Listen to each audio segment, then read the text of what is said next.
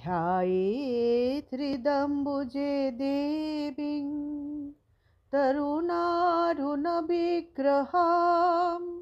वराभयकरां शान्तां स्मितोत्फुल्लमुखाम्बुजां स्थलपद्मप्रतीकाश पादाम्भोज सुशोभनां शुक्लाम्बरधरां धीरां लज्जापटविभूषितां प्रसन्नां धर्मकामार्थ मोक्षदां विश्वमङ्गलां स्वनाथ वामभागस्थां भक्तानुग्रहकारिणीम्। ॐ ऐं ह्रीं सर्वदेवदेवी स्वरूपिण्यै श्री शारदा देव्यै नमः। শ্রীমৎ স্বামী গম্ভীরানন্দজি বিরচিত শ্রীমা সারদা দেবী গ্রন্থ থেকে পাঠ। আজকে পড়ছি লীলা সংবরণ অধ্যায়। পরিশিষ্ট শ্রী মা জয়রামবাটিতে পত্রিকা 1326 সালের 27 অগ্রহায়ণ ভানুপিসির পিত্রালয় জয়রামবাটিতে 13 শ্রী ডিসেম্বর মায়ের বাড়ির নিকটে ভক্তগণ তাহার জন্মোৎসব করিবেন। বংশীয় এই শ্রীক্ষেত্র বিশ্বাসের মাতৃ দর্শন লাভের আকাঙ্ক্ষায় কোন কোন ভক্ত যজমান উপস্থিত এবং হইয়াছেন। গ্রাম সম্পর্কে অপর কেহ কেহ শ্রীমায়ের বস্ত্রাদি পাঠাইয়াছেন। তাহার আসল নাম জলে গা গরবিনী। অনেকগুলি কাপড়ের প্রথমে মধ্য মানু হইতে পরে বাছিয়া ভানুতে স্বামী পরিণত হইয়া শারদানন্দের থাকিবে। প্রেরিত কাপড় জয়রামবাটির দক্ষিণ এবং পশ্চিমে শ্রী ফুলুই ঠাকুরের পূজা শ্যামবাজারে করিলেন। তাহার অল্প বয়সে পরে বিবাহ হয়। ভক্তেরা তাহাকে তাহার কপালে এক কন্যা সিন্দুর ও জন্মিয়া চন্দন এবং ছোটবেলাতেই মারা গলায় যায় ফুলের মালা দিলেন। এবং তিনি মা প্রায় এইভাবে 20 পা বৎসর ঝুলাইয়া বয়সে বিধবা তক্তাবসে হইয়া বসিলে ভক্তগণ পিতৃগৃহে একে আশ্রয় একে গ্রহণ আসিয়া করেন।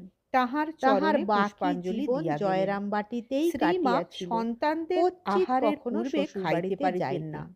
কিন্তু সেদিন শ্যামবাজার শ্রী শ্রী বৈষ্ণব ঠাকুরের প্রধান স্থান অন্নভোগ হইয়া গেলে ভানুপিসি সকলের শ্বশুরগৃহে অনুরোধে প্রসাদ গ্রহণ রাগমার্গের করিলেন। সাধনে আকৃষ্ট হইয়াছিলেন ইহার বলিয়া পরে অনুমান ভক্তগণ ও করা যাইতে গ্রামবাসী পারে। অনেকে প্রসাদ তিনি পাইলেন। পিতৃগৃহেও উহারই ইদানীং শ্রী অনুসরণ মায়ের করিতেন। শরীর ভালো ছিল কিন্তু না। শোনা যায় জন্মতিথির তাহার এই দাদা সকল গৌর পরিশ্রমে বিশ্বাস সেদিন বিকালেই অতি জ্বর আসিল। দুর্দান্ত ও প্রথমে বৈষ্ণব অনেকেই বিরোধী ছিলেন। ভাবিয়াছিলেন যে তাহার স্থানীয় কঠোর চিকিৎসায় শাসনেও সারিয়া যাইবেন। ভানুপিসির সুতরাং ঐরূপ ধর্মানুরাগ ব্যবস্থাই হইল। বিন্দু মাত্র কিন্তু হ্রাসপ্রাপ্ত জ্বর হয় নাই। সম্পূর্ণ শ্রী সারিল না। শ্রী ঠাকুর মাঝে মধ্যে মাঝে মধ্যে বিরাম হয়, শ্বশুরালয়ে আবার ফিরিয়া আসিতেন। আসে।